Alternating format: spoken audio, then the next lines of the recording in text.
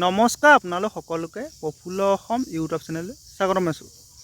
এতিয়া বহুতে মোক পাৰ্চনেলি মেছেজ কৰি আৰু ভিডিঅ'সমূহত কমেণ্ট কৰি সুধি আছিল যে অসম বন বিভাগৰ ফালৰ পৰা নতুনকৈ যিখিনি পদ মুকলি হৈছে, forester grade 1, forest guard, AFPF, game watcher, driver আৰু ড্ৰাইভাৰ কনষ্টেবল, সেই তাত যিখিনি পদ মুকলি হৈছিল সেই পদৰ সংখ্যাটো বৃদ্ধি পাবনে, আপোনালোকৰ পদৰ সংখ্যাটো সিমানে থাকিব আৰু আপোনালোকৰ অসম বন বিভাগৰ ইণ্টাৰভিউ কেতিয়া অনুষ্ঠিত হ'ব, এই ভিডিঅ'টোৰ সকলোখিনি কথা জনাই দিম। গতিকে ভিডিঅ'টো শেষলৈকে চাই থাকিব।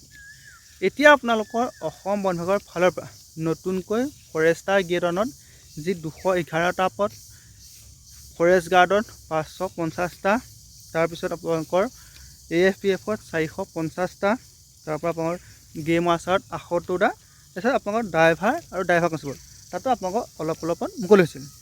এতিয়া আপোনালোকৰ অসম বন বিভাগৰ ফালৰ পৰা নতুনকৈ যিখিনি পদ মুকলি হৈছে সেই পদখিনি আপোনালোকৰ যিটো ইণ্টাৰভিউ, সেই ইণ্টাৰভিউটো যেতিয়া অনুষ্ঠিত হ'ব তাত আপোনালোকৰ পদৰ সংখ্যাটো সমান থাকিব, আপোনালোকৰ কোনো ধৰণৰ পদৰ সংখ্যা বৃদ্ধি নাপায়। এতিয়া যিসকলে পদৰ সংখ্যাটো কমকৈ ওলাইছে বুলি ভাবি মনটো বেয়া কৰি আছিল, তেওঁলোকৰ বাবে আৰু এটা ভাল খবৰ।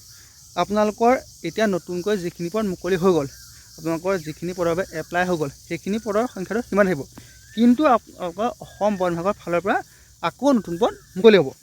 কিয়নো আপোনালোকৰ এতিয়া অসমৰ মাননীয় মুখ্যমন্ত্ৰী ডক্টৰ হিমন্ত বিশ্ব শৰ্মা ছাৰৰ প্ৰথমখন যি কেবিনেট মিটিং, সেই কেবিনেট মিটিঙতে আপোনালোকৰ নতুনকৈ যি 2 লাখ নিযুক্তি দিব, সেই 2 লাখ নিযুক্তি আপোনালোকৰ ওপৰত এটা টাস্ক ফ'ৰ্চ গঠন কৰিছে। সেই টাস্ক ফ'ৰ্চে আপোনালোকৰ 3 মাহৰ ভিতৰত কোনটো বিভাগত কিমানটাকৈ পদ খালী হৈ আছে আৰু আপোনালোকৰ নিযুক্তিটো কেনেকৈ দিব, তাৰ পৰা আপোনালোকৰ সকলোখিনি কথা 3 মাহৰ ভিতৰত আপোনালোকক চৰকাৰক জনাব।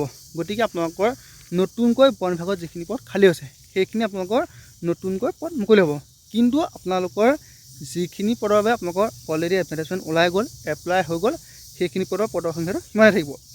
এতিয়া আপোনালোকৰ অসম বন বিভাগৰ যিখিনি নতুন পদ মুকলি হৈছে সেইখিনি পদৰ যিটো ইণ্টাৰভিউ, সেই ইণ্টাৰভিউটো নৱেম্বৰ নাইবা ডিচেম্বৰ মাহত অনুষ্ঠিত হ'ব।